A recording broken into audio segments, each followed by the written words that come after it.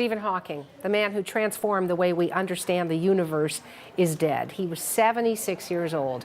Hawking, as you know, probed the mysteries of our universe and shaped cosmology as we know it today. He pushed limits and pushed past a debilitating disease that left him with severe physical limitations.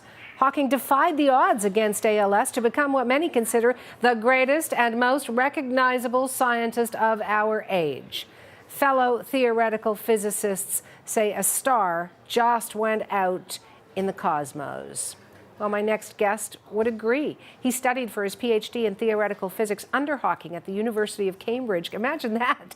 And he continued to work with him when Hawking was named the Distinguished Research Chair at the Perimeter Institute for Theoretical Physics, which is in Waterloo, Ontario. Raymond Laflamme is a world leader in theoretical physics on his own, and we have reached him in Waterloo. Raymond, it's probably very harder for you to digest this news because you knew him, you were close with him. How are you doing today? I'm doing okay, although it is a sad day. But on the other hand, I think we should celebrate and reflect on an incredible life, somebody who's totally inspiring. And inspired you, but also inspired, regular, normal people like me. How did he manage to do that when we're talking about theoretical physics, words I can't even spell? Well, for Stephen, it was important to communicate and communicate with a broad community. And that's how he wrote his famous best-selling book, A Brief History of Time.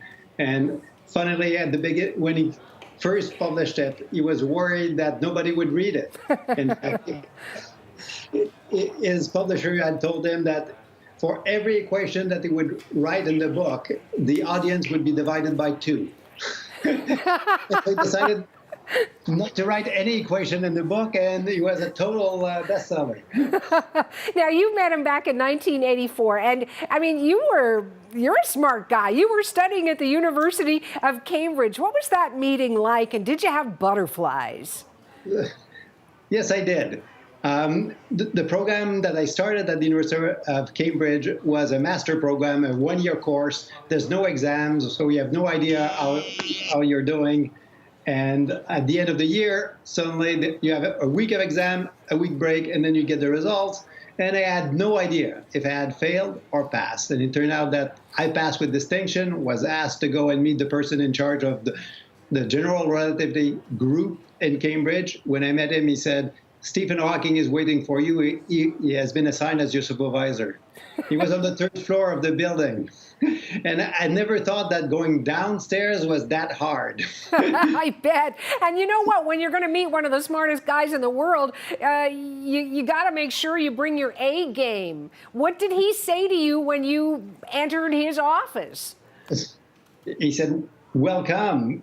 I'm glad to meet you." And me, I was so struck and surprised.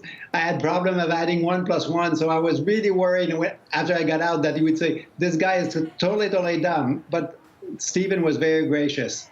He told me, "Okay, what's your plan for the summer?" I told him I was going to go back to Quebec and see my parents. And he says, "Okay, here's some papers, read them, and then in October when you come back for the term, then we'll start talking about science." Now, Raymond, I'm wondering if you've described Stephen Hawking as gracious. I'm wondering if he was gracious when you were sent out to try to prove one of his mathematical theories, but instead you disproved it. I mean, how do you tell a guy like Stephen Hawking that he's wrong? Well, so Stephen, although being well-known and incredible reputation and many people looking up to him, is a scientist. And science is very democratic. At the end, you discuss ideas, and ideas can be right or wrong. The math in theoretical physics tells you what is right or what is wrong. So I slowly, painstakingly go through the math, and he would tell me, "Are you sure there you did the right thing? Are you sure you did the right approximation?" And I would go back in my office, work for a week, then come back and tell him, "This is the result I got." And fortunately, there's a colleague who was an ex-postdoctoral fellow of Stephen who came, Don Page, from the University of Edmonton in Alberta, who had a very similar result to mine. So we kind of gang up together and suddenly convinced Stephen. And when he learned that he had made a mistake, he kind of turned around and says, "You guys are right. what I had suggested was incorrect, and he was incredibly gracious. He wrote letters of recommendation for me saying, this guy has proved me wrong. And when I left Cambridge in 1988, after my PhD, he gave me a copy of his book with dedication saying, to Ray, who told me that the arrow of time, who convinced me the arrow of time was not a boomerang.